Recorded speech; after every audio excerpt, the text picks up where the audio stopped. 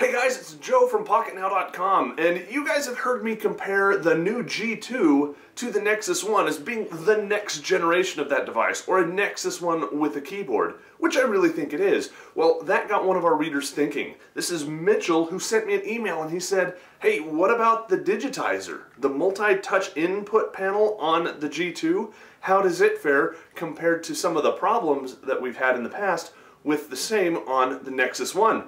It's a good question. Let's go look.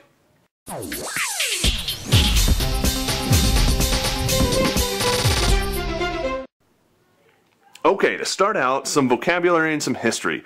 Multi-touch is the availability or the ability to touch a touch screen in more than one location at the same time. This is nice for pinch to zoom in and to zoom out, and there are some other things that you can do with it, but those are the main things. You want to be able to pinch to zoom in and back out again. When Android first hit the scene, they didn't have multi-touch, and that was kind of a gentleman's agreement, as we understand, with Apple, because Apple wanted that exclusivity on their devices, the iPods, the iPhones, and whatnot. So later on, multi-touch was added in. And this is an app that you can get free in the market called Yet Another Multi-Touch Tester. When they implemented that on the Nexus One, some people argue that they did it wrong or they didn't have the right kind of hardware to support multi-touch. So let's take a look.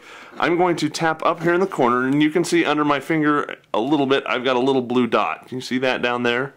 And then it also shows me the grid lines of where that intersection point is.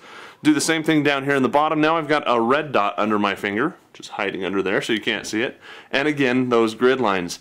Now when I come up here and cross them, they kind of stick together. And then as I pass, oh, you see that? They hand it off wrong. So now my finger doesn't have any touch point underneath it. It thinks that I'm touching way over to the right, where I'm on the left, and down on the bottom, way over to the left, where I'm on the right. So to show you that again, tap, tap, cross. Sometimes it works just fine, other times it doesn't hand off very well. And to add another finger into the mix, there's no third point, so it's just 2 points. So let's see how this does on the G2 and answer Mitchell's question. So I'm going to go ahead and unlock the G2, same app from the market, touch the first point, touch the second point, and cross, and there's no hesitation there as I go past them, and I can go around, and I don't have any problem at all, other than smudging up my screen a bit with those points getting confused. Now you saw another line there just for a minute. That's because I was using more of my finger to touch, and that got me thinking, okay, so we know 1 works, we know 2 works, what about 3 and 4? So let's do it this way, 2 and 2. Sure enough, we have 4 points that it recognizes. And it's kind of hard to do this on camera, but if you've got a G2, go ahead and try this yourself. You can see it actually actively tracks 4 points on the screen, which is really cool. That's an awful lot of points to pinch and zoom.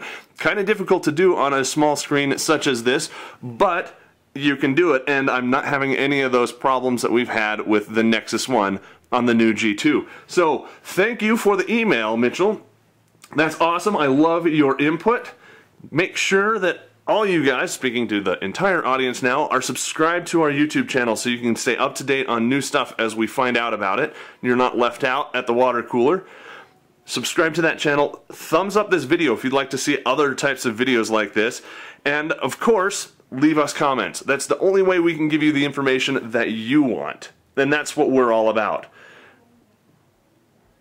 Showing off multi-touch capabilities on the G2, comparing that to the Nexus One. I'm Joe for Pocketnow.com.